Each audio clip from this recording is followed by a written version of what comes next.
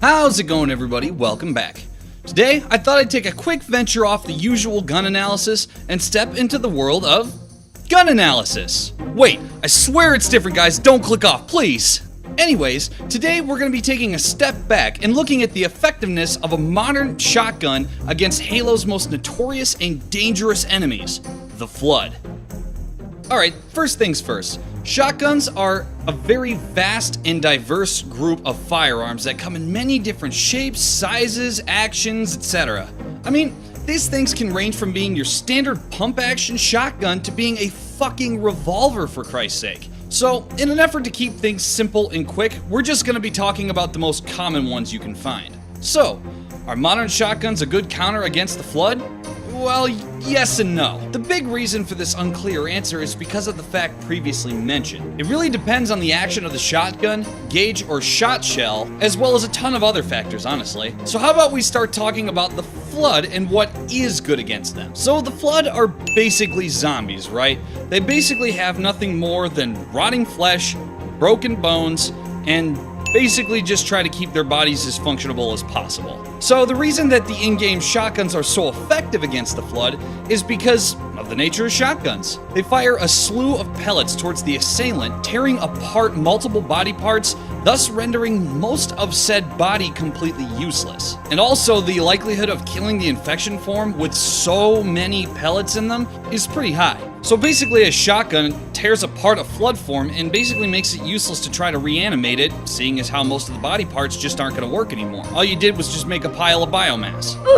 So with that said, yes, shotguns generally are going to be a very effective counter to the Flood, but there are some aspects that still need some explaining. First, the gauge. It's no secret that the most common gauge used by shotguns today are the 12 gauge. It's a pretty universal shot shell. Most militaries use it as well as civilian shotguns, and generally speaking, yeah, it would work very well against the Flood if it ever needed to be used. And depending on the type of shot in the shell, they can be either more or less effective depending on the size of the pellets. But what about 16 gauge, 28 gauge, 410, there's a ton of other shells out there, right? Well, I don't think it'll be much of a surprise to anyone that the smaller the shot shell, the less effective it becomes. A smaller shot shell doesn't allow for as many pellets and thus doesn't allow for a good spread, and less pellets to hit the Flood form and thus destroy it. A good example of this being the 12 gauge double-aught buck versus the 410 double-aught buck. The 12 gauge can carry upwards of 8 to 15 pellets in one shell, where the 410 double-aught buck can generally carry around 3. So yeah, I think in this case, size really does matter. That said, certain shell types are definitely still viable against the Flood.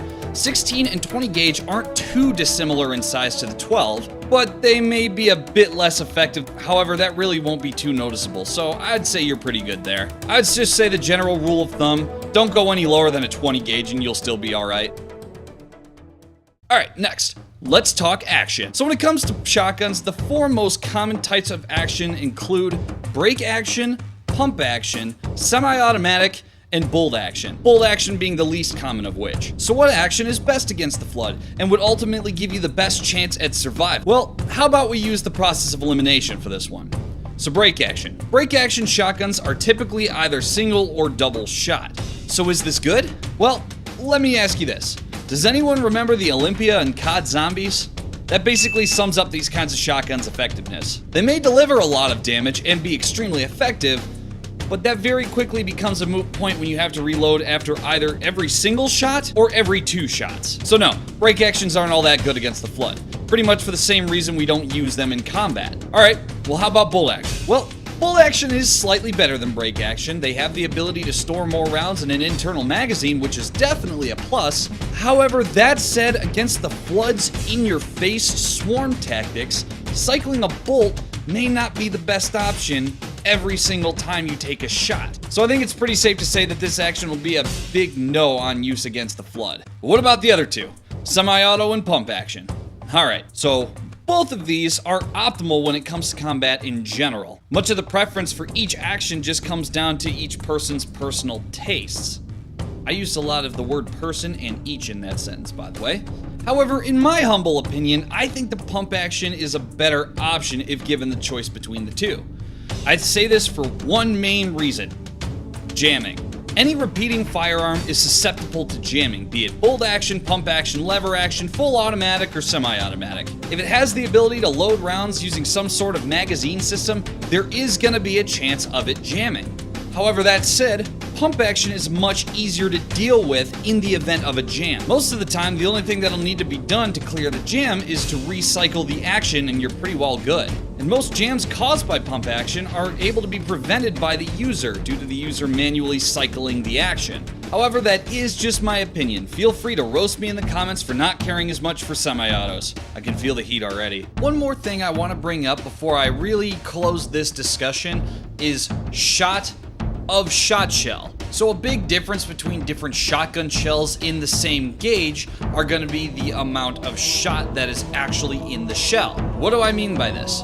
Well, certain shells have different shot ratings, which I'm pretty sure you've already guessed by this point. They can go anywhere from quadruple-aught buck all the way down to like 8 or 9, probably more honestly. Those are the ones I've seen. They essentially dictate how big the pellet is, and generally speaking, how many pellets are gonna be in the shell. If you guys remember back to my previous video on the M90/M45E shotgun, you would know that the shot shell for the M45 or M90 shotguns are an 8-gauge double-aught buck shot shell. Most modern, commonly found 12 gauges are gonna be either 7.5 or 8 shot. Generally speaking, that'll be alright. Most things are pretty well able to be knocked out by a smaller shot like that, and honestly, you'll have more pellets in a shot that size. However, just like a gauge for a shot shell, the more damage you want to cause to said assailant, the lower number you're going to want to get. So generally speaking, go with a lower numbered shot if it's at all accessible. I would say a good thing to aim for is either a 4-shot, 3-shot, 1-shot, or anything below 0. So 0, double-aught, triple-aught, or quadruple-aught. And the last thing I have to say about shot is, generally speaking, avoid slugs. Slugs are a singular projectile that gets fired through a shot shell similar to a bullet from a rifle. You're not going to hit as many body parts and honestly do a lot less damage than you would with an actual buckshot. Now mind you, there definitely are other factors that go into this, like choke for example.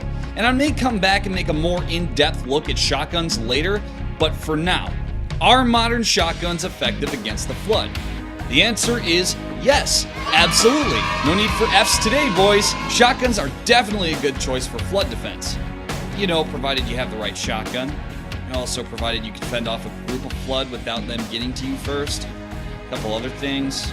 Maybe I should make a video on whether or not we'd be effective against the flood. Spoiler alert, absolutely not. Well, anyways, thanks for making it to the end of the video, guys. I really appreciate it. Make sure to like, comment, subscribe, all that fun stuff. And I'll see you guys in the next video.